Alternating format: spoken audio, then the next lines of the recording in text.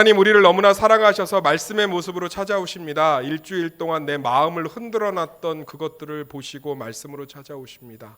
내 삶을 줬다 폈다 했던 그 문제를 위해서 말씀으로 찾아오십니다. 그 하나님과 말씀 안에서 마음껏 교제하는 시간 되게 하여 주시옵소서. 예수님의 이름으로 기도드렸습니다. 내려오심이라는 제목을 가지고 말씀을 살펴보겠습니다. 한번 따라하겠습니다. 내려오심. 사는 게 다 달라 보여도요, 실제로는 계층하고 세대, 지역별로 비슷하게 묶여 있습니다.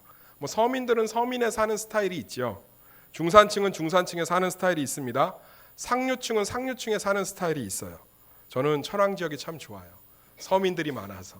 왜냐하면 저도 서민이어서 사는 거 보면 비슷하게 묶여 있습니다. 상류층은 좀 없으면 좋겠어요.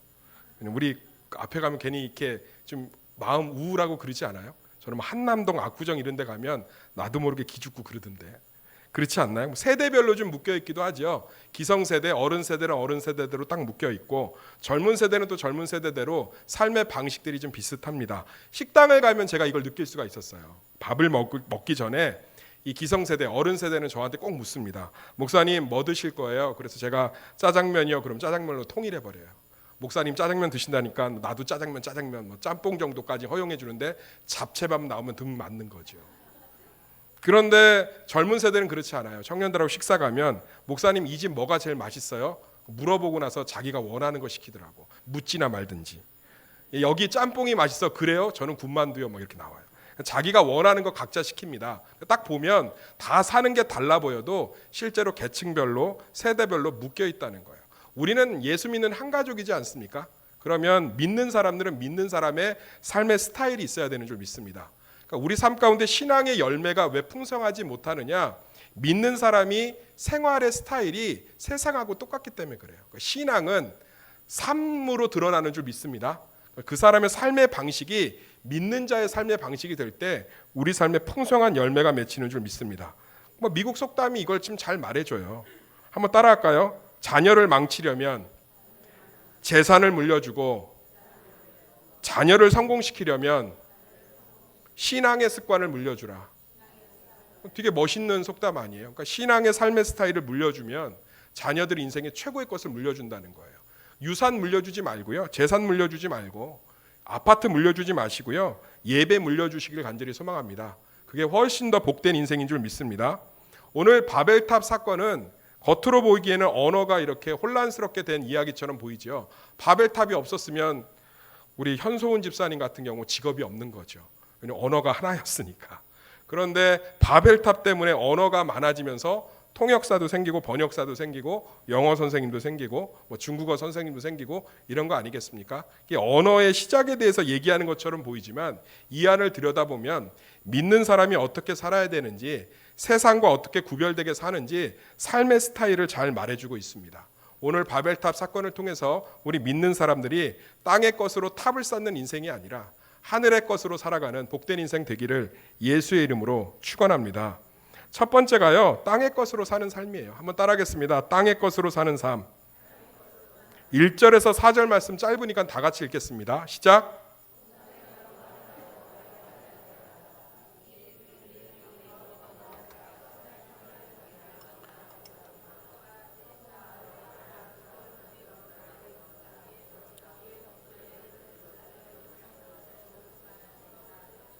또 말하되 자 성읍과 탑을 건설하여 그 탑 꼭대기를 하늘에 닿게 하여 우리 이름을 내고 온 지면에 흩어짐을 면하자 하였더니. 창세기 9장 1절에 보면 하나님은 탑을 쌓으라고 얘기하지 않았어요. 홍수 심판 이후에 새롭게 출현된 노아의 후손들에게 하나님이 노아와 그 아들들에게 복을 주시며 그들에게 이르시되 생육하고 번성하여 땅에 충만하라, 흩어지고 충만하라고 명령하셨습니다. 그런데 이 노아의 후손들이 이 하나님의 말씀에 순종해서 흩어지는 게 아니라 두렵고 겁이 나니까 자기들끼리 모여 사는 탑을 만든 거예요. 시날 평지가 어디냐면 지금 이라크 지역이거든요. 거기에 가니까 두렵잖아요. 막막하잖아요. 그러니까 자신들의 힘인 지식으로, 능력으로 벽돌 만들고 역청, 콘크리트 그 찌꺼기 같은 거예요. 기름 찌꺼기 같은 걸로 이렇게 진흙을 대신해서 높이 탑을 쌓았습니다. 그래서 뭐라고 얘기하냐? 3절 읽어볼까요? 3절 시작. 서로 말하되 자 벽돌을 만들어 견고히 굽자 하고 이에 벽돌로 돌을 대신하며 역청으로 진흙을 대신하고. 그러면서 얘기합니다. 성읍과 탑을 건설하여 그 탑 꼭대기를 하늘에 닿게 하여 우리 이름을 내고 온 지면에 흩어짐을 면하자. 하나님은 흩어지라고 그랬거든요. 그런데 이 사람들은 두렵고 겁이 나니까 흩어지지 않으려고 탑을 쌓는 거예요. 근데 이게 되게 합리적으로 보이잖아요. 아니 모여 사는 게 훨씬 안정돼 보이지 않아요? 탑 안에 사는 게 훨씬 더 이렇게 평안해 보이지 않습니까? 그런데요, 이 단순한 사고가 인류 전체의 존폐의 문제의 기로에 서 있는 거예요. 무슨 얘기냐면 탑 안에 사는 게 좋아 보이십니까? 그 힘들어요. 거기서 쏟아져 나오는 폐수 오수 어떻게 처리할 거예요? 그러니까 우리는 그거 딱 그 앞에 있는 것만 본다니까요. 땅의 것으로 사는 사람들의 특징이 뭐냐? 자기 눈앞에 있는 지식과 식견을 따라 사는 거에 익숙한 거예요. 근데 그게 어떤 길인지도 모르고 쫓아가는 거예요. 자기 경험 의지하고. 탑 안에서 살아봐요.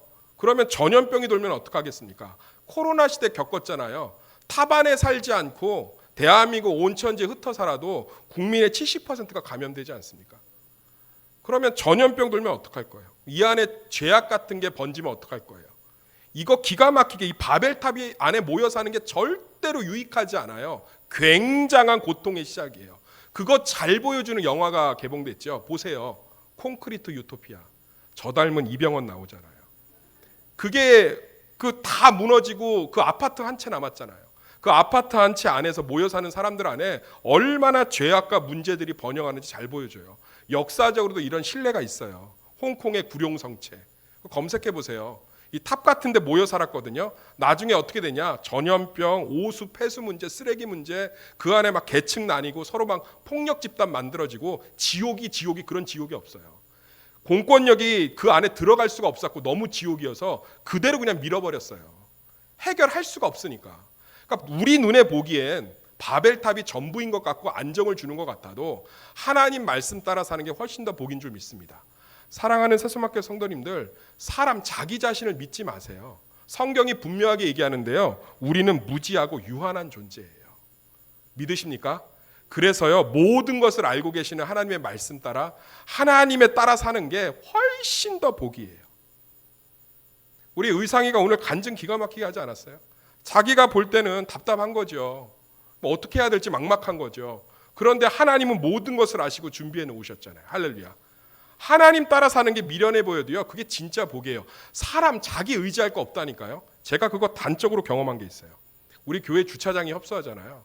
근데 어떤 차가 좋은 차에 외제차, B로 시작하는 거, 벤츠 차가 딱 주차돼 있더라고. 그 제가 금요철이라서 성도들이 와야 되니까 똑똑거렸어요. 차 좀 빼주세요. 그랬더니 아주머니 두 사람이 딱 타고 있더라고요. 그래서 저한테 뭐라는지 아세요? 차 좀 빼주세요 이랬더니 이러시면 곤란하죠.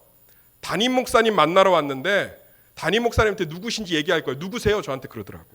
제가 이 교회 담임 목사님입니다. 그랬더니 언니 빨리 빼 막 이러더라고요. 들켰어 이러고 막 정신없이 빼더라고요. 한 치 앞도 예측을 못하는 거예요. 한 치 앞도. 사람의 삶이에요. 근데 사람 바벨탑 쌓고 살잖아요. 벽돌 의지하고 역청 의지하고. 진짜 복이 뭔지 아세요? 하나님 내가 한 치 앞도 알 수 없습니다. 아니 담임 목사님인지 모르고 얘기하잖아요. 저 이 교회 담임 목사님 만나러 왔어요. 담임 목사님한테 이렇게 불친절해도 되는지 얘기할 거예요. 저 불친절하지 않았거든요. 이름이 뭐예요? 그래서 담임 목사입니다. 그랬더니 깜짝 놀라잖아요. 한 치 앞을 몰라요. 하나님 말씀 의지해서 하루하루 사는 게 복인 줄 믿습니다. 하나님 말씀 의지해서 한 발자국 한 발자국 가는 게 복인 줄 믿습니다. 내 아이의 성적이 안 좋아도 이 아이 하나님 앞에 예배자로 키우는 게 복인 줄 믿습니다. 왜요? 하나님 의지하는 거니까. 하나님은 다 알고 계시니까. 우리가 얼마나 유한한 존재인지 아세요? 제가 어제 평안교회 집회 갔잖아요. 담당 장로님 보고 깜짝 놀랐어요. 삼성그룹의 인사팀 이사로 퇴임하시고 카톨릭 대학에서 상담 박사 공부하고 계세요. 뭐에 놀랐냐면 스펙에 놀란 게 아니라 몸매가요 얼마나 자기 관리를 하셨는지. 연로한데 저보다 몸이 더 좋아요. 젠틀하고요. 뱃살이 하나가 없더라니까. 얼마나 빈폴 옷을 입었는데 얼마나 딱 맞아 떨어지는지. 저는 빈폴 옷을 입어도 동대문에서 산 것 같고 청년들이 이거 짝퉁 아니냐 그러고. 그런데 막 옷이 그냥 깔끔하세요. 그래서 제가 기도 제목 물어봤더니 뭐라는지 아세요? 제가 내 관리를 평생 했던 사람입니다. 한 기업에 이사까지 달았으면 인류 기업에 얼마나 자기 관리가 철저했겠어요. 그런데 퇴행성 관절염 진단을 받았대요. 그래서 좋아하는 골프도 못 치고 지금 아내하고 좋아하는 등산도 못 하고, 목사님, 사람이요 강건해봤자 80입니다. 아무리 자기 관리해도요 사람이 유한한 존재예요. 평생을요 새벽 4시에 일어나셨대요. 정말로 아주 그냥 뭐 시계처럼 사셨대요. 정해진 시간에. 그런데 어때요? 늙으니까 별 수 없잖아요. 사랑하는 세수마켓 성도님들, 바벨탑 쌓아봤자요 아무 소용 없어요. 은혜로 사는 줄 믿습니다. 우리 삶 가운데 하나님 따라 사는 게 진짜 복이에요. 벽돌과 역청으로요 바벨탑 쌓아봤자 결국은 죽을 길이에요. 하나님이 개입하셔서 언어 혼잡계에서 흩지 않으셨으면 다 분리시키지 않았으면 그 안에서 자멸하는 거예요. 사랑하는 세수마켓 성도님들, 누구를 의지하며 살아가고 있습니까? 나만의 탑을 쌓아가고 계십니까? 벽돌과 역청을 견고히 구워서 우리가 탑을 쌓아서 하늘에 닿아서 온 지변에 이름을 내자. 예수님은 믿지만 이렇게 살고 계십니까? 나만의 탑을 쌓아가면서, 내 사람들 그냥 탑을 쌓아가면서, 내 인맥의 탑을 쌓아가면서,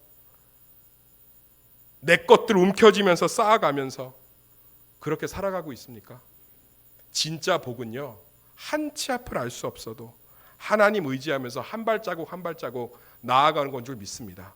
9장에 얘기했죠. 1절에 내가 너희에게 복을 주노니 생육하고 번성하여 땅에 흩어져라. 9장 16절에는 뭐라고 기록되어 있는지 아십니까? 하나님께서 무지개 약속을 주시면서 아무 염려하지 마라.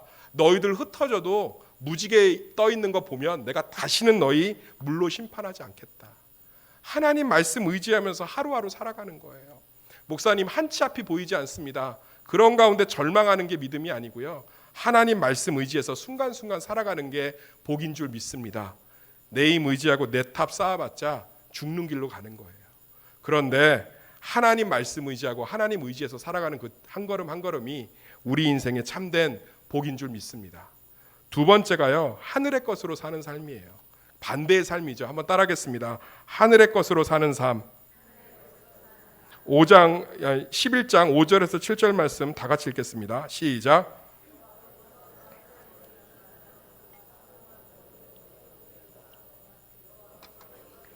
이 무리가 한 족속이요 언어도 하나이므로 이같이 시작하였으니 이후로는 그 하고자 하는 일을 막을 수 없으리로다. 자, 우리가 내려가서 거기서 그들의 언어를 혼잡하게 하여 그들이 서로 알아듣지 못하게 하자 하시고. 이걸 어떻게 할 거예요? 탑을 쌓는 길이 자기네들 인생에 안정된 길인 줄 알고 열심히 탑 쌓고 벽돌 만들고 있는데 이게 죽을 길이라니까요. 그런데 하나님께서 이를 어떻게 버리십니까? 하늘에서 내려오심으로 이를 버리시는 줄 믿습니다. 사랑하는 세수마켓 성도님들, 우리 삶 가운데 진짜 복이 뭔지 아세요? 하나님이 우리 삶 가운데 개입하시는 거예요. 이게 복음인 줄 믿습니다. 오늘 의상이 간증, 저는 정말 복음적인 간증이라고 생각해요. 제가 1부 때 듣고서는 너무 은혜 받아서 2부 때 격려해 줬어요. 자신 있게 해라. 복음적인 간증이다. 보면 얘기하잖아요. 나는 아무것도 할 수 없는데, 나는 정신 못 차리고 있는데 하나님이 밀고 들어오시잖아요. 이게 복음이에요. 요한복음 3장 17절에 뭐라고 써 있는지 아십니까? 하나님이 그 아들을 세상에 보내신 것은, 밀고 들어오시는 거예요. 많은 사람들이 신앙을 바벨탑처럼 생각할 때가 있어. 너무 안타까워요. 내 힘으로 벽돌과 역청을 만들어서 하나님께 도달하려고 해요. 믿음이 뭔지 아세요? 하늘에서 우리 삶으로 은혜의 통로를 가지고 들어오시는 거예요. 할렐루야. 내가 아무것도 할 수 없는데, 내가 지쳐 있는데, 아무것도 안 되는데 하나님께서 내버려 두지 않고 밀고 들어오시는 거예요. 이걸 경험하는 게 복음의 능력인 줄 믿습니다. 어제 평안교에서 집회를 하는데 정말 많은 사람들이 모였어요. 젊은 사람들이죠. 3, 40대. 그런데 아이들을 다 데리고 왔을 거 아니에요. 로아나 라온이하고 비슷한 나이 또래가 되게 많더라고요. 근데 어떤 아이가요, 옆에서 이렇게 놀고 있다가 쌓아져 있는 의자를 좀 건드렸어요. 그래서 쌓아져 있는 의자가 와르르 넘어졌습니다. 그때 누가 제일 먼저 벌떡 일어났겠어요? 부모죠. 저는 그 아이의 부모가 누군지 몰라요. 집회에 강사로 갔기 때문에. 근데 알겠더라고요. 그냥 남자하고 여자 두 사람이 저 끝에서 벌떡 일어나요. 그리고 달려갑니다. 그리고서 제일 먼저 뭐 하는지 아세요? 예배 도중인데 아이 안고요. 괜찮냐고 물어봐요. 뭐 다치진 않았어요. 그리고 나서 정신 차리니까 목사님 죄송합니다 그러더라고요. 괜찮다고 그랬어요. 우리 교회는 아이들이 많아서 젊은 사람들이 많아서 비일비재하니까 더 무너뜨려도 된다고. 너무 좋아하더라고요. 사랑하는 세수막교 성도님들, 그게 사랑이에요. 저 끝에 앉아 있는데요, 다 보고 있는 거예요. 자기 자녀 뭐 하고 있는지. 그리고 넘어질 것 같으니까, 다칠 것 같으니까 벌떡 일어나서 달려오잖아요. 강사 목사님이 앞에 있어도, 예배 도중이어도 자식밖에 안 보이는 거예요. 그게 사랑이에요. 할렐루야. 이 바벨탑 쌓고서는 자기들 죽을 것 같으니까 하나님이 어떻게 해요? 내려오시잖아요. 내려오셔서 언어를 흩으시잖아요. 이게 개입이에요. 이게 복음이에요. 하늘 보좌를 버리고 아무것도 할 수 없는 절망인 우리 삶에 빛으로 들어오신 거예요. 이것은 우리 신앙생활을 하면서 경험할 수 있는 최고의 축복인 줄 믿습니다. 우리 삶에 문제가 있으십니까? 어려움이 있으십니까? 상처가 있으십니까? 낙심되는 영역이 있습니까? 하나님이 밀고 들어오실 때가 있을 줄 믿습니다. 그게 복인 거예요. 그게 은혜인 거예요. 사랑하는 세수만교회 성도님들, 요한복음 3장 16절에 뭐라고 써 있습니까? 하나님이 세상을 이처럼 사랑하사 독생자를 주셨으니, 하나님이 자기의 독생자를 우리 삶으로 밀어 넣으신 거예요. 그러므로 말미암아 우리 삶의 구원의 문을 활짝 여신 줄 믿습니다. 하나님께서 바벨탑을 짓는 곳에 내려오셔서 그들을 정죄하고 미워하는 것이 아니라 언어를 혼란케 하시고 다른 언어들을 만드심으로 말미암아 그들의 문제를 해결하시잖아요. 이 삶이 우리의 삶인 줄 믿습니다. 세상 사람들은요, 바벨탑 쌓아가면서 서로 아웅다웅하면서 자기 탑 쌓고 죽는 길인지도 모르면서 가는데요, 우리는요, 하나님의 개입하심이 넘치는 하나님의 자녀이고 백성인 줄 믿습니다. 우리가 그거 갖고 놀면 의자 넘어져서 다칠 수밖에 없는데, 하나님께서 탓하지 않고 그냥 무조건 뛰어오시는 거예요. 그리고 뭐예요? 일단 안으시는 거죠. 그리고 괜찮냐고 묻고, 그리고 나서 탓하더라고요. 많은 분들의 믿고 있는 하나님이요, 부모보다도 못해요.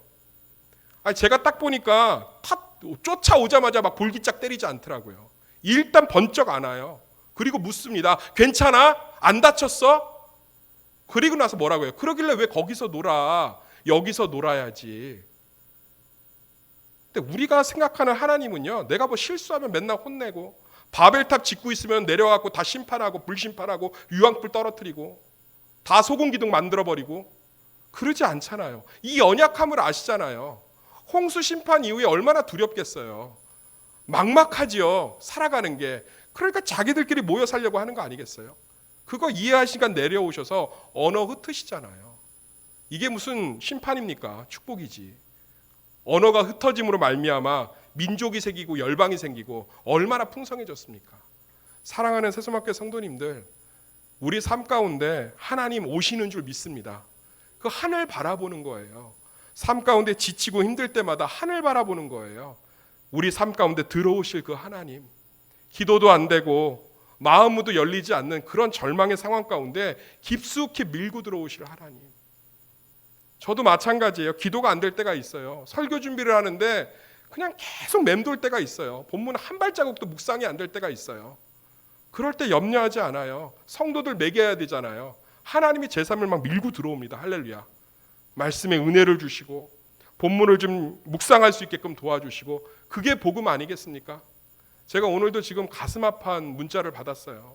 목사님, 제가 이러이러한 힘듦 때문에 오늘 예배를 못 나옵니다. 그 문자 받고 제 가슴이 확 무너지더라고요. 너무너무 가슴이 아프고 너무너무 속이 상해요. 예배를 못 나와서 속상한 게 아니라 그 아픔을 제가 너무 잘 알기 때문에 너무 속상한 거예요. 잠깐 기도했습니다. 그런데 말씀 붙드니까 또 소망이 생겨요. 그 지체의 삶 가운데 하나님이 밀고 들어가실 줄 믿습니다. 아무것도 할 수 없어서 탈진이래요. 목사님, 탈진입니다. 그 탈진된 삶 가운데 하나님이 밀고 들어가실 줄 믿습니다. 그게 복음이에요. 죽을 길 탑 쌓고 있는데 하나님이 밀고 들어가시잖아요. 밀고 들어가셔서 그들의 삶을 구원하시잖아요. 7절 한번 읽어봅시다. 얼마나 역동적으로 표현되어 있는지. 7절 시작. 자, 우리가 내려가서 거기서 그들의 언어를 혼잡하게 하여 그들이 서로 알아듣지 못하게 하자 하시고. 할렐루야. 얼마나 역동적이에요. 자, 우리가 내려가자. 예수님과 똑같지 않아요? 자, 우리가 이제 인간의 육신을 입고 저들 가운데로 들어가자. 할렐루야. 사랑은 반드시 적극적입니다. 우리 삶을 가장 응원하는 것은 내가 아니라 하나님이신 줄 믿습니다. 우리 자녀를 가장 응원하는 것은 내가 아니라 하나님이신 줄 믿습니다. 우리 문제를 가장 아파하시는 것은 내가 아니라 하나님이신 줄 믿습니다. 우리의 상처를 가장 아파하시는 것은 내가 아니라 하나님이신 줄 믿습니다. 그분 가만히 계시는 분이 아닙니다. 밀고 들어오시는 줄 믿습니다. 하늘에서 내려오시는 줄 믿습니다. 그거 바라보며 사는 거예요. 저는 자녀들에게 그런 부모들이 좀 있었으면 좋겠어요. 힘들고 지칠 때마다 하늘을 바라보는 습관을 보여주는 거죠. 엄마는 왜 힘들 때마다 하늘을 바라봐? 하나님이 언제 오시는지, 하나님이 언제 우리 문제 가운데 오시는지 지금 바라보고 있는 거야. 그게 복음인 줄 믿습니다. 힘드십니까? 어려우십니까? 지치십니까? 우리를 내버려 두지 않고 그 삶 가운데로 밀고 들어오시는 그 하나님을 소망하시기를 예수의 이름으로 축원합니다. 마지막으로 세 번째, 흩어짐으로 경험되는 축복이 있습니다. 한번 따라하겠습니다. 흩어짐으로 경험되는 축복이 있습니다. 우리 8절 9절 말씀 읽겠습니다. 시작. 여호와께서 거기서 그들을 온 지면에 흩으셨으므로 그들이 그 도시를 건설하기를 그쳤더라. 그러므로 그 이름을 바벨이라 하니 이는 여호와께서 거기서 온 땅의 언어를 혼잡하게 하셨음이니라. 여호와께서 거기서 그들을 온 지면에 흩으셨더라. 사랑하는 세수막교 성도님들, 우리 바벨탑 사건 기억합시다. 모이는 게 축복이었습니까? 흩어지는 게 축복이었습니까? 흩어지는 게 축복이죠. 다시 한번 질문할게요. 모이는 바벨탑이 축복이었습니다. 축복이었습니까? 흩어지는 것이 축복이었습니까? 흩어지는 거예요. 사랑하는 세수막교 성도님들, 우리는요 끊임없이 바벨탑처럼 탑 쌓고 그 안에 있기를 좋아해요. 그런데요 흩어질 때 하나님의 은혜가 있는 줄 믿습니다. 익숙하지 않은 삶들로 들어갈 때 그 안에 하나님의 능력이 있는 줄 믿습니다. 내가 익숙한 사람들하고만 모이고, 내가 익숙한 신앙의 틀만 딱 유지하고, 내가 익숙한 편안한 그 안에 있으면 변화도 없고요, 생명력도 없어요. 그런데요 가난해지고 불편해지고 낯선 땅이어도요 끊임없이 흩어질 때 그 안에 생명이 있는 줄 믿습니다. 성경은 다 흩어지는 자들의 축복이에요. 안정되는 걸 하나님이 좋아하지 않으세요. 흩어질 때 하나님의 능력을 경험하는 줄 믿습니다. 예루살렘 교회 보세요. 얼마나 능력 있는 교회였습니까? 얼마나 부유한 교회예요. 베드로가 설교함으로 3,000명, 5,000명씩 새 가족이 늘어나요.